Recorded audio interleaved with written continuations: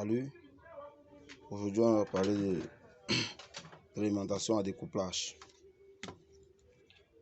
Cette alimentation-ci, on va un peu mieux faire des explications sur ça. Comment on fait pour obtenir l'attention au secondaire et tout. On doit vraiment vous expliquer. En effet, voici l'entrée.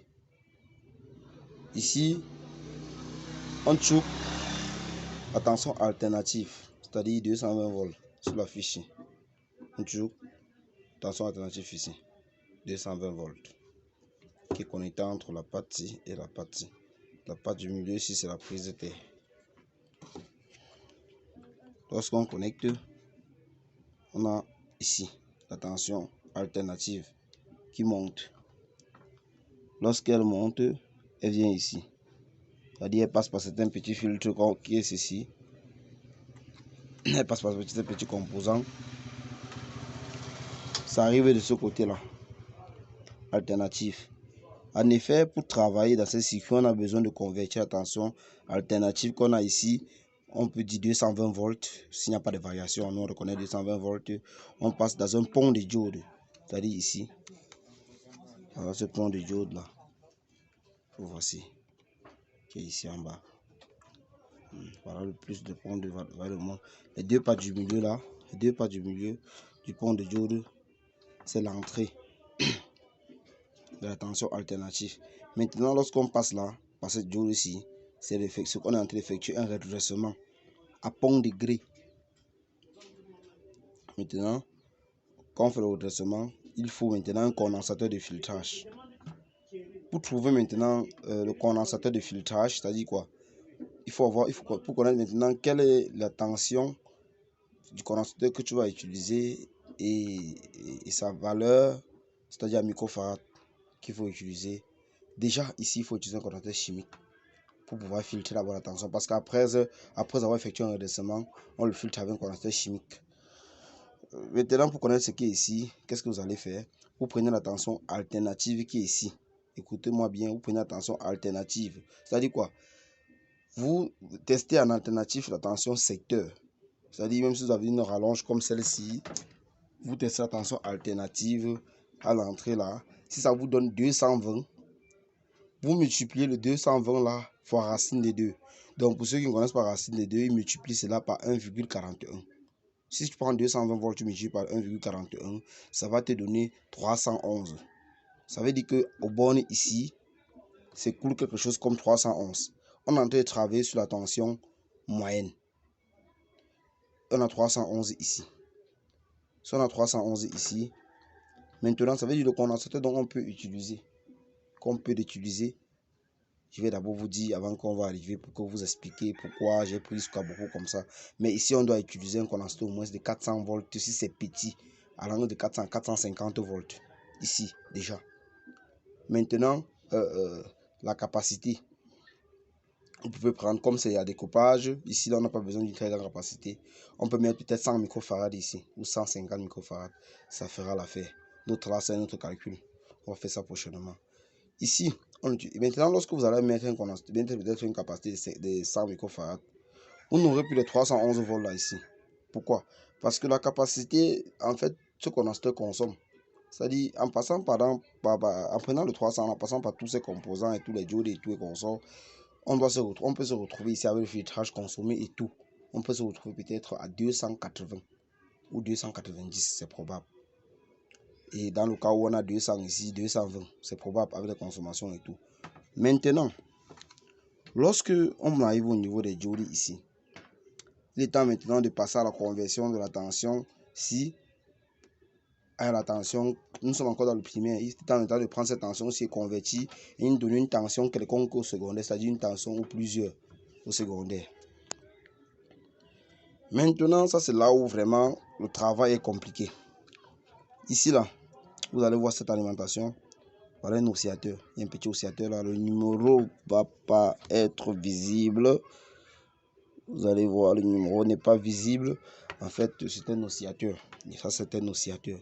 Ici, à oscillateur là, c'est-à-dire automatiquement qui doit avoir un petit MOSFET. Parce que l'alimentation, si c'est une alimentation quand même un peu très solide. Et voilà le MOSFET là. C'est la K3567. Ça dit c'est le MOSFET. Maintenant, voilà comment ça se passe. Parce que certaines personnes, en fait, ne comprennent pas ce principe. Comment cela fait pour fonctionner et pour envoyer la tension ici. Ça fonctionne comment? Déjà, la tension qui est ici, c'est qu'on peut dire, on peut déjà dire c'est tension continue. En fait, on nous avait dit, pour avoir une tension continue, on prend une tension alternative, on passe par les diodes, après on met un filtrage en tension continue. C'est ce qu'on avait dit, mais ce n'est pas toujours vrai.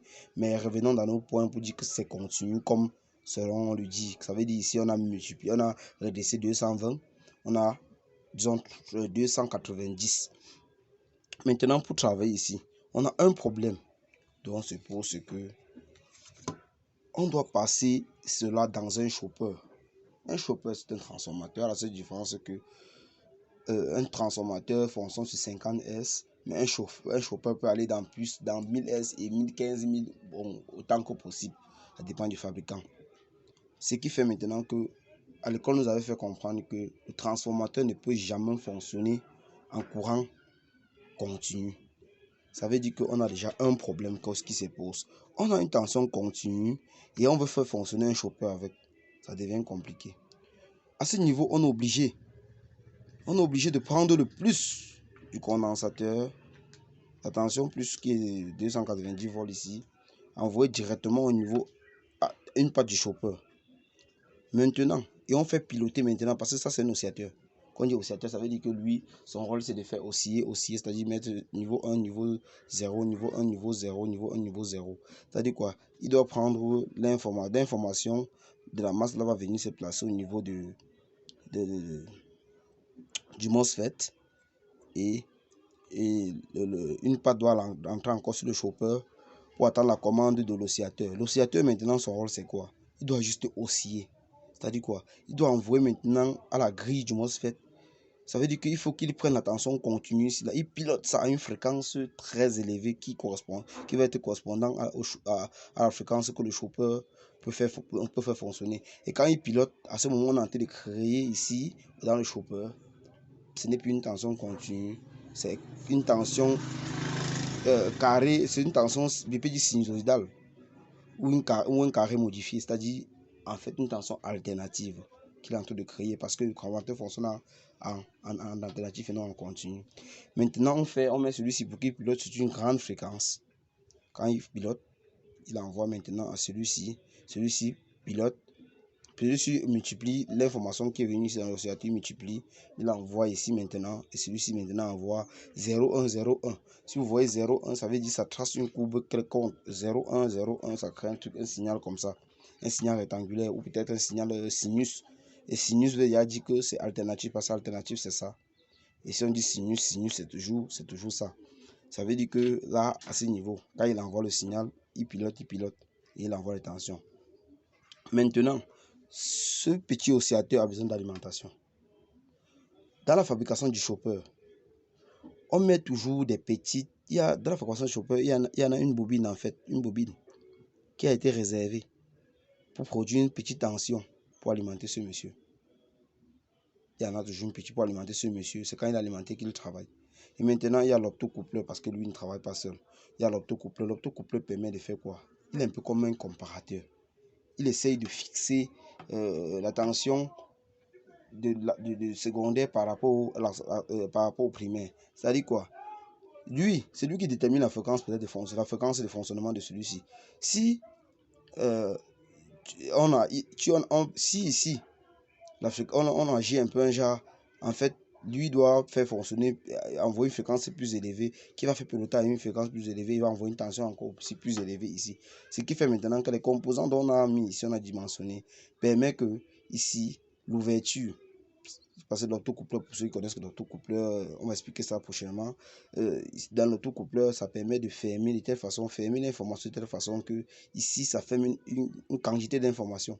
Ce qui permet que cette quantité permet de bloquer dans ce oscillateur un espace quantité aussi. Et cette quantité qui est bloquée ici permet de faire fonctionner ce oscillateur sur une fréquence précise. Ça veut dire que si on a besoin de fonctionner, ça c'est un exemple, si on veut fonctionner peut-être pour avoir 12 volts ici, on considère peut-être que pour avoir 12 volts, il faut que ce circuit envoie peut-être faire fonctionner peut-être à, je peux dire, disons, exemple 1000S. Ça veut dire que s'il y en a 1000S qui sort, on a 12 volts. Et le schéma est bon. Maintenant, s'il envoie plus de 1000S, on n'a plus 12 volts, c'est automatique. C'est un peu comme ça que ça se passe. Donc, ça veut dire, voilà un peu comment cela fonctionne. Donc, il faut qu'on arrête de dire que ça fonctionne en continu. Le transformateur ne fonctionne pas en continu, ça fonctionne en alternative. C'est pour ça qu'on est obligé de passer un module pour pouvoir le faire peut-être fonctionner. Et si c'était un transformateur, si le chauffeur était vraiment un transformateur comme tous les autres transformateurs, on devait simplement le piquer sur le secteur. Mais la différence, c'est que lui, il fonctionne sur une grande fréquence. C'est pour ça qu'on est obligé de passer par ces trucs-là pour pouvoir le faire fonctionner. Donc voilà un peu comment cela marche. Ici, on peut obtenir plusieurs tensions. Tout dépend de la fabrication du chopper. Donc si c'est lui qui a fabriqué le chopper avait fait de telle façon qu'on devait avoir même 5 volts, 12 volts, 24 volts, 48 volts, autant que possible, ça devait produire. Mais ici, je crois, celui-ci là est dimensionné de telle sorte dont on doit avoir juste une seule tension, c'est-à-dire 12 volts. Donc, en fait, quand c'est 12 volts là, c'est-à-dire le courant est très bon. Quand on fait un chopper là qui fournit juste une tension, ça veut dire que le courant est très bon. Parce que n'oubliez pas, c'est juste un petit rappel. Si vous voyez un transformateur ou un chopper qui fournit plusieurs tensions, si sur l'indication du dessus du chopper, c'est-à-dire peut-être sur un transformateur, si on a mis peut-être 10 ampères ce transformateur, peut-être qu'il peut fournir 10 ampères et qui fournit et qu'en sortie il a plusieurs tensions.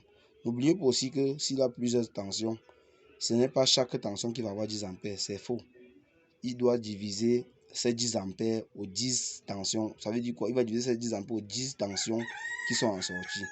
Ici là, si c'est 5 ampères qu'on écrit sur le papier, c'est que uniquement comme c'est une seule tension, c'est tout ça qui fournit 5 ampères. Donc voilà un peu comment ça fonctionne. Ici, de l'autre côté, on va souvent faire un flashback. De l'autre côté, ici, là, c'est juste toujours les choppers en fait pour les pompes, machin. Les pompes, en fait, ça c'est l'alimentation du moniteur. Ça c'est pour travailler les pompes, ça c'est pour la carte qui vient directement avec ces pompes sur ça. Donc en fait, c'est 12 volts. Voilà. Et ici, en fait, c'est tout ça, c'est tout le même principe. Même ici, ils prennent ce 12 volts. Ils font piloter ça à une très grande fréquence. Ce qui fait qu'à ce niveau, si on a une tension peut-être de 2 kV, 3 kV et plus, c'est ça maintenant qui fait alimenter nos tubes qui sont dans les écrans, en fait dans le LCD. C'est un peu ça parce qu'on trouve ça dans les LCD. Quand on parle des écrans LCD, c'est des écrans qui sont alimentés avec tubes. C'est-à-dire les lumières d'éclairage, c'est avec tube. Quand on dit LED, ça veut dire que les lumières d'éclairage, c'est avec les LED. Bon, aussi il y a certaines particularités, mais voilà un peu ça. Merci pour tous ceux qui vont me suivre et abonnez-vous, aimez, likez, demandez pour avoir plus de tutos. Merci. Je ferai beaucoup de vidéos pour vous. Merci. Likez et partagez.